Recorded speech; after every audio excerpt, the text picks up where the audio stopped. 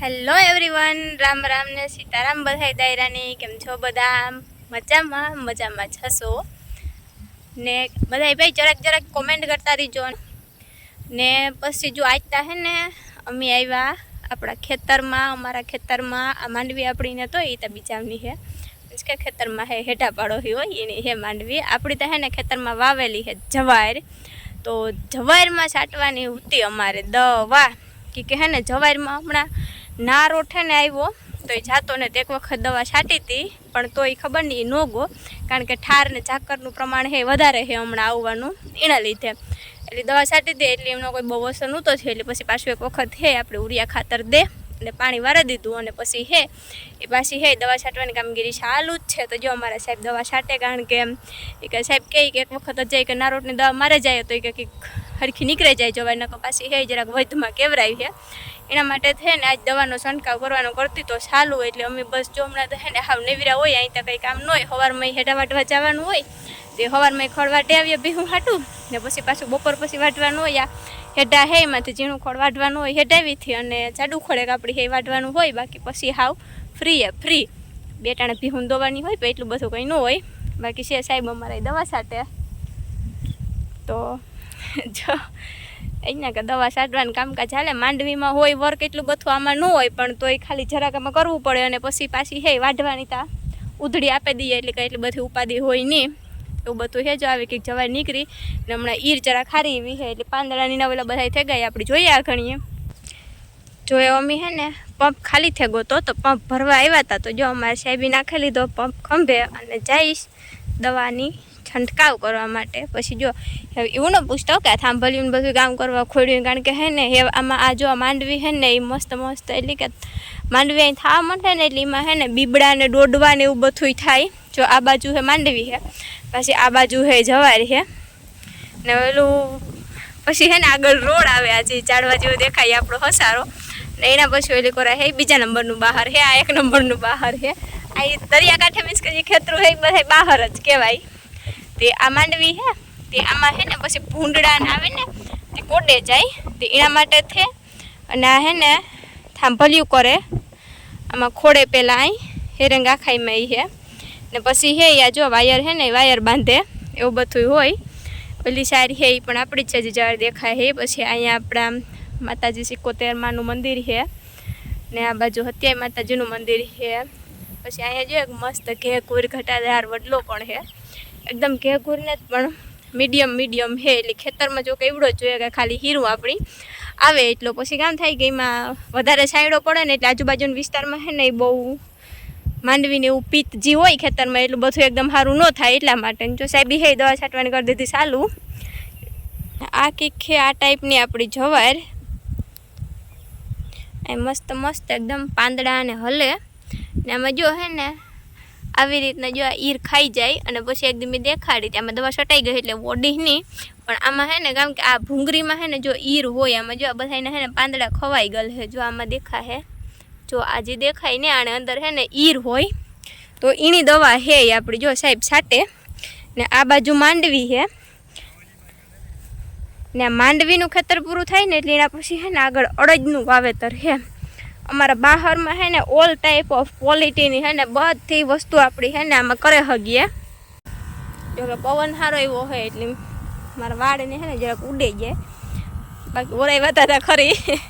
પણ ગામ અમારે આકોરાથી હે ને દરિયાનો કાંઠો રહ્યો ને એટલે હે ને અવરાયું વાય એવા હાટું તો સાહેબ દવા છાંટવાનું શરૂ પણ હે ને આ સાઈડથી કીધું, કારણ કે આ બાજુ અહીં પવન જતો હોય ને ઉગમણી કોરા, આથમણી કોરાથી ઉગમણી કોરા એટલે હે ને જે દવા ઉડે ને જાય ને આપણા ખેતરમાં જ રહે એટલા હાટું તે એ બાજુથી દવા છાંટીએ અમે ને હું હે આગળ જા, કારણ કે જો અહીંયા આપણી જવારી છે અને પછી પાછું ખેતર એમાં તો માંડવી છે. પણ જવારીને પછીનું આ બાજુનું આ જે પાછળના ભાગમાં આ ખેતર પૂરું થાય ને પછી દેખાય ને ત્યાં અડદ છે. તો આપણે અડદ જોવા જાવ કે ભાઈ અમારા બહારની જમીનમાં અડદ પણ કેવા થાય. તો હેવ આપણી હે ને ફૂગે એવા અડદના ખેતરમાં જો કેવું મસ્તીને લાગે ને, એકદમ લીલી નાખે યાર. ગ્રીનરી જ છે, કારણ કે ભાઈ હે ને આ સિઝન જ એવી છે ચોમાસાની કે આમાં બધા એમ એકદમ લીલું ધરતી માતા હે. આપણે કહીએ ને કે લીલી ઓઢણી ઓઢી હોય એ ટાઈપનું બધું થઈ જાય. તો એ ટાઈપનું છે આખાઈ ખેતરમાં નજર પડે ને ત્યાં સુધી લીલો જ ભાગી છે. મોસ્ટ ઓફ આખાઈમાં લીલું જ લાખ્યો અટાણે.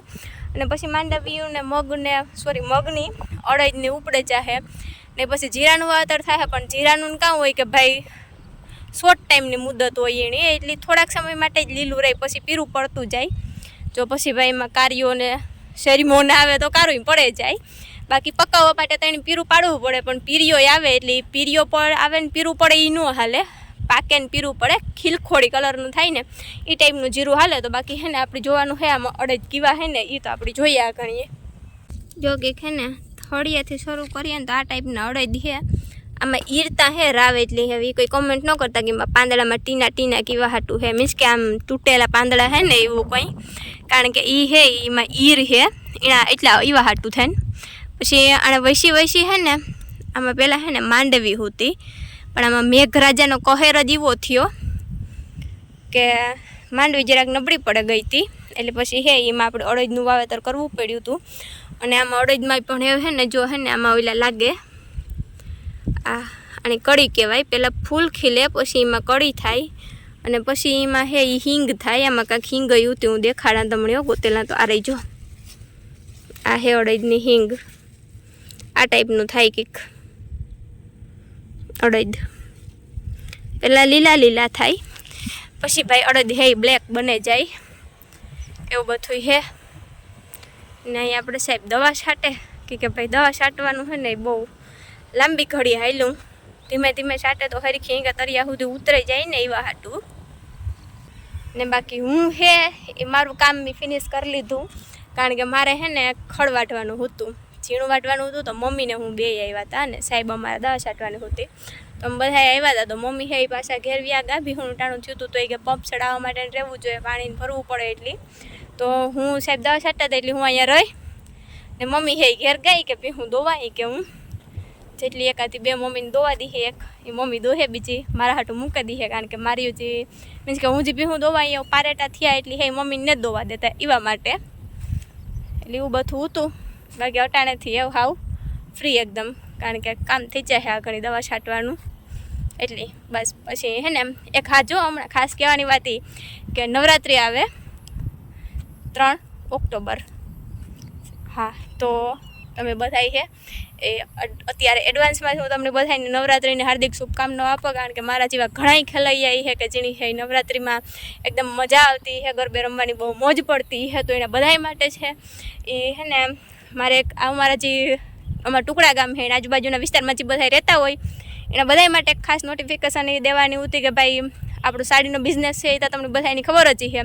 તો એ સાડીના બિઝનેસમાં પણ આપણે જેવું નવરાત્રિમાં પહેરે હગી એવું લેરિયા બાંધણી અને પટોલા એનું કલેક્શન છે એ આપણા પાસે હાલમાં પણ ફૂલ સ્ટોકમાં અવેલેબલ જ છે. તો ભાઈ બે ઝીઝક તમારે કોઈને લેવા હોય તો કોઈ પણ જાતના સંકોચ વગર છે એક વખત આપણા ઘરની મુલાકાત કરજો, અને લેવા ન લેવાય તમારા મનની મરજી છે, જોવું મફતમાં છે. તો એક વખત આવજો, જોઈ જજો, પસંદ આવે તો લેવાનું, ન પસંદ આવે તો કોઈ ફોર્સફુલી ભાઈ આપવાના છે નહીં.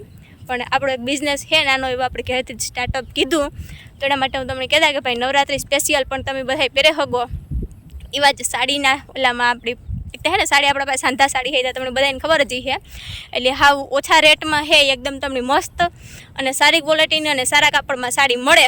તો એના માટે એક વખત આપણે ઘરનો સંપર્ક કરજો, અને નવરાત્રિમાં ભાઈ બેસ્ટ કલેક્શન અને સારામાં સારા કપડાં અને સારામાં સારું કલેક્શન પહેરીને જવા માટે એક વખત ઘરની મુલાકાત જરૂર લીજો. બાકી હે વિડીયોને આગળ શેર કરતા રહીજો અને સબસ્ક્રાઈબ કરી દીજો. બાકી હે ને એવું પાછા આપણે મળ્યું નવા વ્લોગમાં, ત્યાં સુધી હે એ બધાની જય શ્રી કૃષ્ણ, જય માતાજી.